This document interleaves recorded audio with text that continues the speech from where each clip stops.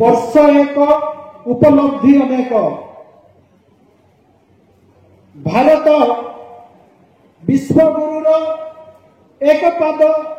पछरे एवं ओडिशा भारत को देखाई देइछि विकास केमिति हुए। एई विकास मेला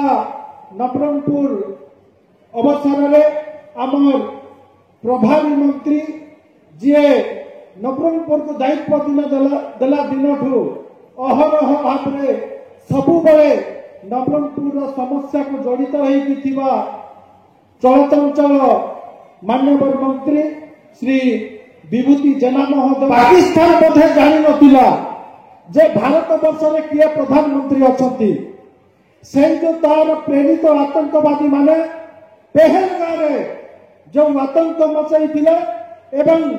निर्दोष लोकों को हत्या करते सिंदूर भौणी मानकर सिंदूर निभे माँ मानकर सिंदूर निभे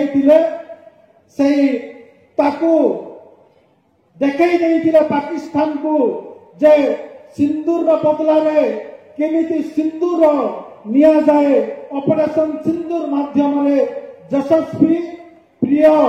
प्रधानमंत्री एवं पाकिस्तान घर पशि आतंकवादी मानक को हत्या करथिले। एही होछि हमर प्रतिरक्षा एवं भारतर प्रतिरक्षा आम केमिति प्रतिरक्षा क्षेत्र में उन्नत मानर अच्छु सी जो जो बम पकाउला ताको केमती डिफ्यूज करा जाइतिला एवं घरे घरे पास पशिकी मरा हेतिला भारतर शक्ति को अनुभव करितिला सारा विश्व। भारत केवल प्रगतिशील राष्ट्र नुहे देश को बंचाइबा पई एवं आतंकवादी को मिटाइबा पई जेकोसी स्तर में मध्य जाई पारे यशस्वी प्रधानमंत्री देखाई देइथिले।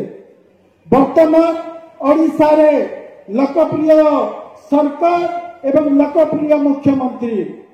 जो मुख्यमंत्री गत जून 12 तारीख 2024 मसीहारू दायित्व नेला पर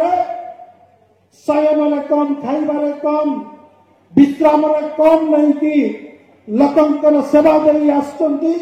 वर्तमान पर्यंत भुवनेश्वर बसिकी संबलपुर बसिकी लोकंकर अभियोग शुणी 12,000 लोकंकर अभियोग जो समस्यार समाधान कले एवं ऑनलाइन क्षेत्र में जो आपण माने मोबाइल रे दउचंती आपण माने ऑनलाइन रे जो पठाउचंती तार मध्य 80,000 समस्या समाधान हवा को जाउची। आमे दायित्व जो दिन नेलु जून 2024 मसीहा 12 तारीख दिन मंदिर पर्पस फंड कथा हो कृषक भाई मानक 3100 टंका धान इनपुट सब्सिडी कथा हो आमे जो जो जिनस कहिथिलु आमर गरीब लोकन पाई खटिखिया मन पाई महिला मानन पाई शिशु मानन पाई सबु जिनस आमे कथा देई कथा रखुचु आमे।